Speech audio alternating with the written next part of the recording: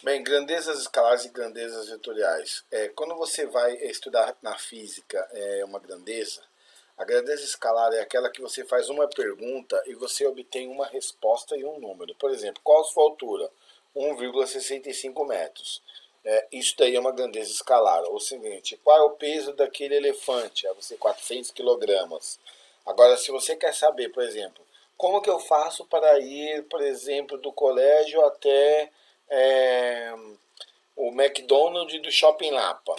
Então você vai falar assim, olha, você desce até a de Garvacó, você vira no sentido bairro centro, percorre uns 3, 4 quilômetros, ou seja, você tem que indicar a direção, o sentido e a quantidade que você vai percorrer. Então, quando você fala de grandeza vetorial, você tem três coisas a considerar: módulo, direção e sentido. Lembrando que o módulo é o valor, o sentido, tá? É norte-sul, leste-oeste, baixo para cima para baixo, e tem ainda a direção, tá? No caso aqui da apostila, nós vemos que está escrito assim, ó, dependendo da necessidade, podemos descrever o movimento ou qualquer outro fenômeno da natureza utilizando grandezas escalares, que ficam caracterizadas pela intensidade, ou vetoriais, que ficam caracterizados pela intensidade e por uma orientação espacial. Para saber se uma grandeza é escalar ou vetorial, verifique se cabe a informação para onde. Se a informação for cabível, a grandeza será vetorial. Se não for cabível, será escalar. Então, assim, é uma dica que ele deu, né? Mas, assim, é só você, se você fizer uma pergunta e você se satisfazer com um número, que seria o módulo, e com a unidade, então ela é uma grandeza escalar. Se for vetorial, você vai ter que usar o quê? Módulo, direção e sentido, ok?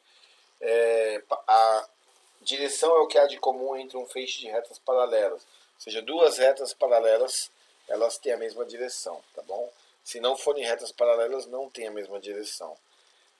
Notação vetorial usa uma letra grega ou latina na qual se coloca uma seta. Na física usa muito isso. Então, por exemplo, quando você coloca uma seta na parte de cima do negócio aí, deixa eu só ativar o modo aula para a gente poder dar aula aqui. Quando você coloca uma seta em cima, não exibe mais. Pronto. Então você tem aí uma grandeza vetorial. Por exemplo, força. Se eu pegar aqui, colocar um F e uma flechinha em cima. Então isso aqui é uma força, é uma grandeza vetorial. Tá? Então quando eu faço uma força em algum lugar, eu tenho que ter um módulo, uma direção e um sentido. E quando nós vamos colocar os vetores para somar, porque existe soma vetorial, tá, turma? Então, por exemplo, aqui ó, você tem o G1, o G2 e o G3. Quando eu faço uma soma, quando você pega, então, começando pelo G1, que ele está no mesmo sentido que ele está, você coloca ele. O G2 também, do jeito que ele está, o final, né, do G1, você coloca o começo do G2. Mesma coisa do G3. No final do G2, você coloca o começo do G3. Então, eu só estou somando três vetores. Então, eu coloquei aqui, ó, 1, 2, 3. Aí, esse vetor vermelho é o resultado da soma. Então, você pega o começo do vetor e vai até o final do último vetor. Então, isso aqui é uma soma vetorial. O que eu posso falar de soma vetorial para vocês tomarem os devidos cuidados? Então, presta atenção. Tá? Existem outras. Quando eu der leis de Newton, eu vou falar bastante de vetor. Então, vamos supor que eu tenho dois vetores assim, ó, os dois para o mesmo lado. Então, faz de conta que eu tenho aqui, ó, 3 newtons e aqui 4 newtons. Turma, aqui o ângulo é 0 graus, tá? Então, quando dois vetores estão no mesmo sentido e na mesma direção, você soma. Então, a soma vetorial deles vai dar 7 newtons, tá bom? Agora, vamos supor que está um vetor para cá, que é o de 4 newtons, e o outro vetor para cá, que é o de 3 newtons. Aí, no caso, eles estão a 180 graus um do outro. Então, você vai ter uma subtração. Então, vai ser 4 menos 3. Aí, a resultante vai dar 1. Agora, e se eles estiverem, turma, a 90 graus um do outro? Aí, você vai ter que fazer o teorema de Pitágoras. Então, você vai fazer 4 ao quadrado mais 3 ao quadrado. 4 ao quadrado é 16, 3 ao quadrado é 9. E aí, isso aí você vai chegar aqui a dar 25. Eu vou colocar aqui o vetor vermelho Então, ó, ele vai dar mais ou menos aqui, a gente faz a regra do paralelogramo. Deixa eu colocar aqui, então, vetor vermelho. Seria pontilhado, tá? Mas como ele não está querendo fazer pontilhado, então seria algo parecido assim, tá? Então, esse aqui seria resultante e daria 5 newtons. Bem, aqui vamos ver. São comuns as situações em que as indicações quanto e para onde se unem para transmitir uma informação. Quando dizemos, por exemplo, que milhares de bárbaros vindo do norte invadiram o Império Romano, ou que a Gaivinha do Ártico percorre cerca de 18 mil quilômetros desde a sua área de nidificação no Ártico até a zona de invernada na Antártida, e que alguns meses depois faz todo o caminho de volta percorrendo em um ano cerca de 36 mil quilômetros, estamos associando dados numéricos a indicações para onde. Tá? Aí ele coloca, na física isso também é feito, grandezas que ficam caracterizadas quando se conhece a intensidade, o número e unidade, e uma orientação espacial, que são chamadas de vetoriais. Uma grandeza vetorial importante e muito próxima dos exemplos apresentados é o deslocamento vetorial. Para responder à questão, leve em conta o mapa apresentado e os dados a seguir. Os dados são aproximados. Então você já tem aqui, ó, distância em linha reta de Brasília a Palmas, 680 km. Distância em linha reta de Brasília a Belo Horizonte, 680 km. Tá tudo aqui, ó, os vetores, tá? Distância em linha reta de Brasília a Cuiabá, então tá aqui, ó, dá 860 km. Distância em linha reta de Cuiabá, de Assunção a Corumbá, isso aqui, ó, dá 680 km. Vamos chamar de D1, olha só que tem um vetorzinho aqui, viu? O deslocamento de Brasília e Palmas. E de D2, o deslocamento de Brasília a Belo Horizonte, que está aqui. E de D3, o deslocamento de Brasília a Cuiabá, que está aqui. O deslocamento de Assunção, e D4, o deslocamento de Assunção a Corumbá, que é esse aqui, ó. Sobre a situação descrita, são feitas 4 afirmações. Então, na verdade, aqui vocês têm que saber o que seria as denominações. Então, a gente vai vendo caso a caso, e aí eu vou falar para vocês qual está certo e qual está errado. Então, por exemplo, o primeiro que aparece aí é o D1, né, o vetor D1, que é igual ao vetor D2. Bem, ela está incorreta, tá, turma? Por que ela está incorreta? Duas grandezas vetoriais só são iguais, tá? Se elas apresentarem a mesma intensidade, a mesma direção e o mesmo sentido. Então, por exemplo, vamos olhar aqui o desenho. O D1 é esse aqui, ó, certo? E o D2 é esse aqui. Elas não têm a mesma direção. Para ter a mesma direção precisa ser paralelo, tá bom? Então, essa aqui é falsa, tá? A 1 aqui é falsa. A 2, repara, ele colocou, deixa eu olhar aqui na apostila, é D1 igual a D2, turma. Só que ele colocou sem o vetor. Então o que ele está querendo colocar? Quando ele não coloca a flechinha, ele está falando só das medidas. Se ele falar que D1 é igual a D2 em relação às medidas, ele está certo. Então essa daí é correta. Porque agora, se ele colocasse a flechinha, aí estaria errado. Por quê? Porque para ser o mesmo vetor, precisa ter o mesmo módulo, a mesma direção e o mesmo sentido. Então, a afirmação 2 ela é verdadeira, porque ele está falando só das medidas. Ambas têm 680 quilômetros. Tá? Então, a 2 aí é verdadeira. A terceira, ele colocou que o D1 é igual ao D4. Então, vamos ver aí, o D1 seria esse aqui, ó, de Palmas, né? E o D4 é esse aqui. Turma, eles são paralelos. Então, se eles são paralelos, eles têm a mesma direção. Os dois também têm o mesmo sentido. Eles estão os dois apontando para cima. E os dois também têm a mesma intensidade. Os dois têm 680. Então, essa terceira aqui, os vetores são verdadeiros, são iguais.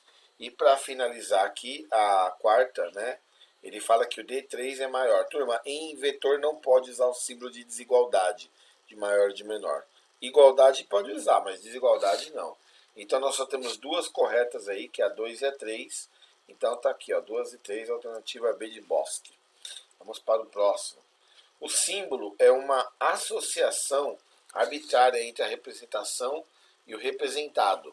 Tanto pode representar um objeto quanto um conceito, uma ideia, uma quantidade.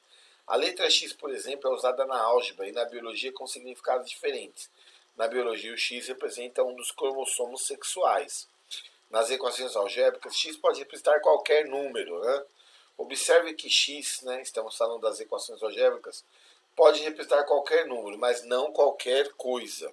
A resposta de um exercício de equações não pode ser, por exemplo, x igual a time do coração ou x igual a belo. Ou seja, se nós estamos falando da álgebra, o x é algum valor numérico, né?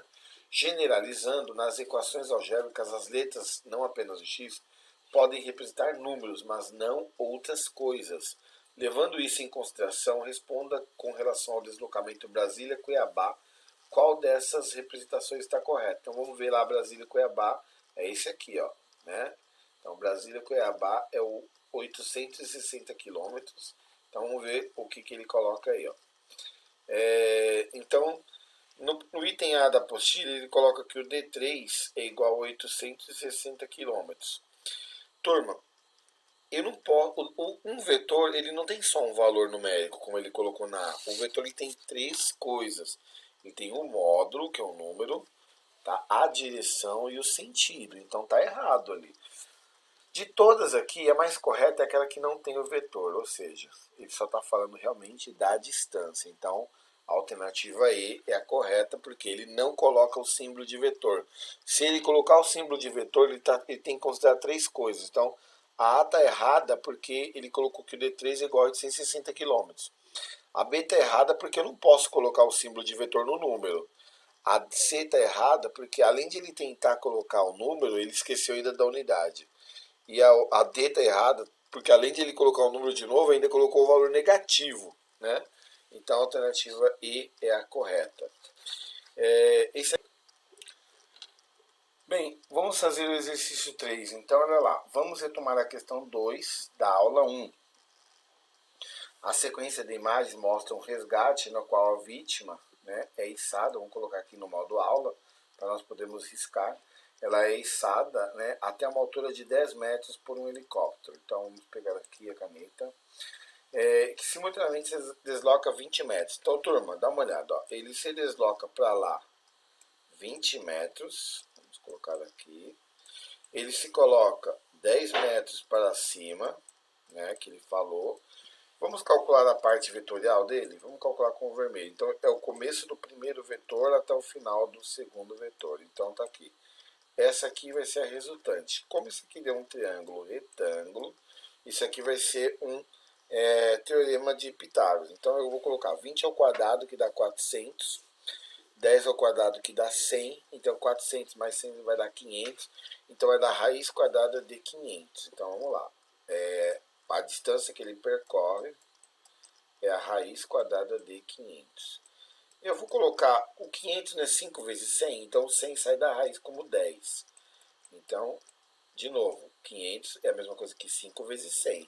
A raiz quadrada de 100 é 10, então o 5 só fica na raiz.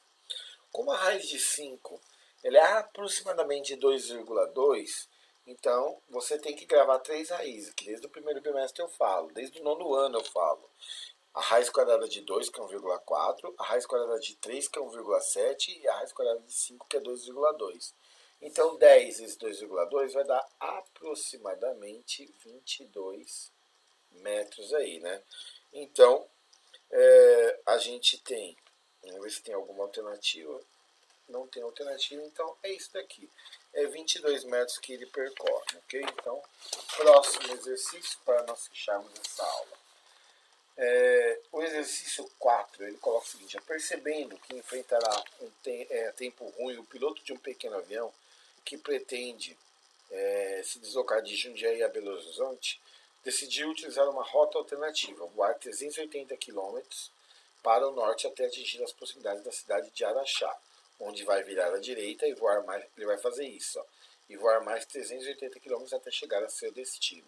Então dá uma olhada, turma. Ele voa 380 km aqui e também voa 380 km aqui, turma. Ele não está voando medidas iguais, então isso aqui é diagonal de um quadrado. Qual é a fórmula da diagonal de quadrado? L raiz de 2. Então eu sei que ele vai percorrer aqui 380 vezes a raiz de 2, ou seja, às vezes você tem que pensar que a física usa muita matemática. Então, às vezes você vai bater o olho no exercício e você está vendo que ele vai querer que você faça Pitágoras, só que as medidas são iguais, então é só você vai lá, diagonal no quadrado, é o lado vezes a raiz de 2. Então daí. Só que a raiz de 2, ela é quanto? 1,4, ok? No caso, então, você vai ser obrigado a colocar a raiz de 2 como 1,4. Ah, professor, mas ela é irracional. Tudo bem, mas considera ela 1,4 que dá certo também, tá bom? E aí você vai conseguir fazer. Então, fazendo isso daí, ó, 1,4 vezes o 380, vamos fazer até de calculadora, dá 532, que seria a distância que ele vai percorrer, ok? Então tá aqui, ó, 532. Tudo bem? Então vamos ver aí. Lembrando o seguinte, 532 é porque eu coloquei 1,4. A raiz quadrada de 2 não é 1,4, é infinita. Então a resposta é maior do que 1532. Então vamos ver as alternativas. Os dois deslocamentos, Jundiaí e Araxá Belo Horizonte, equivalem a Jundiaí e Belo Horizonte. Portanto, a distância entre Jundiaí e Belo Horizonte é de 760. Não, tá errado, né? Não é os dois iguais. E esse daqui, são 3 medidas diferentes. O deslocamento Jundiaí Belo Horizonte foi aproximadamente 15h37 para Nordeste. Turma, vai ser essa, porque ó, o 1532 é próximo, porque eu aproximei com 1,4. Vamos fazer 1,42, só para a gente ver aqui, ó, 1,42 vezes o 380. Já está dando 15,39, é o que eu falei. Como ele é um número irracional, ele vai dar maior do que isso daí. Então a alternativa nisso aqui é a B de bola, ok? Então, espero que vocês tenham entendido um pouquinho aí de vetores e nós já voltamos com a próxima aula.